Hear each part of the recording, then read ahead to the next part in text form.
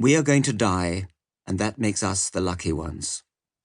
Most people are never going to die because they're never going to be born. The potential people who could have been here in my place, but who will in fact never see the light of day, outnumber the sand grains of Sahara. Certainly those unborn ghosts include greater poets than Keats, scientists greater than Newton. We know this because the set of possible people allowed by our DNA so massively exceeds the set of actual people. In the teeth of these stupefying odds, it is you and I, in our ordinariness, that are here. Moralists and theologians place great weight upon the moment of conception, seeing it as the instant at which the soul comes into existence.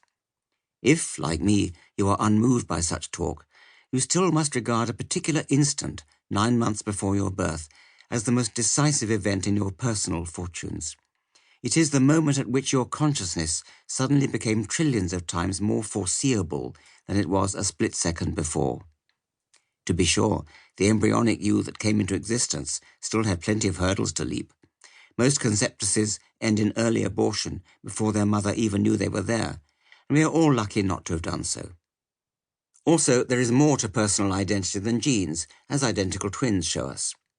Nevertheless, the instant at which a particular spermatozoon penetrated a particular egg was, in your private hindsight, a moment of dizzying singularity. It was then that the odds against your becoming a person dropped from astronomical to single figures. The lottery starts before we are conceived.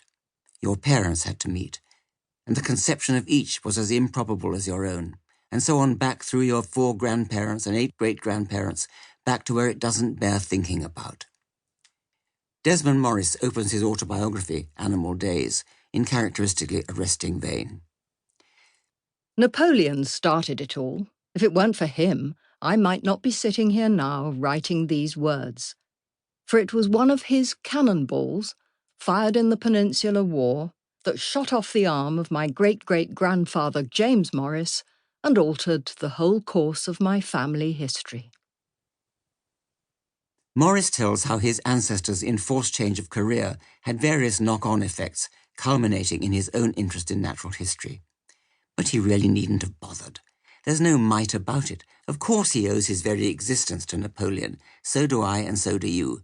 Napoleon didn't have to shoot off James Morris's arm in order to seal young Desmond's fate, and yours, and mine too.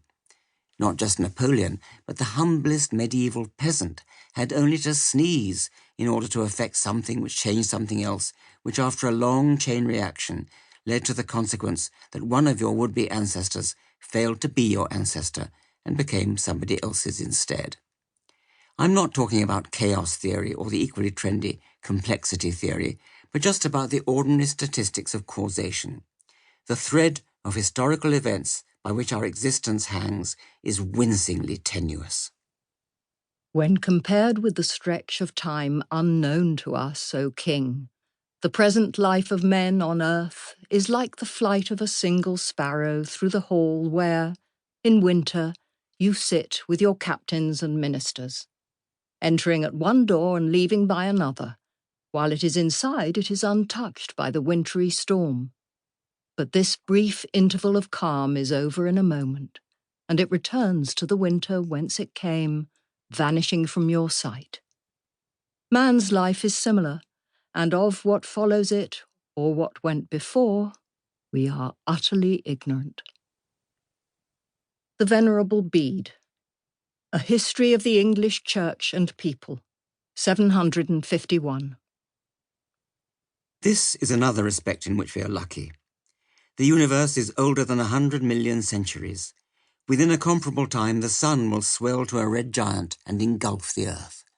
Every century of hundreds of millions has been in its time, or will be when its time comes, the present century. Interestingly, some physicists don't like the idea of a moving present, regarding it as a subjective phenomenon for which they find no house room in their equations. But it is a subjective argument I'm making. How it feels to me, and I guess to you as well, is that the present moves from the past to the future like a tiny spotlight inching its way along a gigantic ruler of time.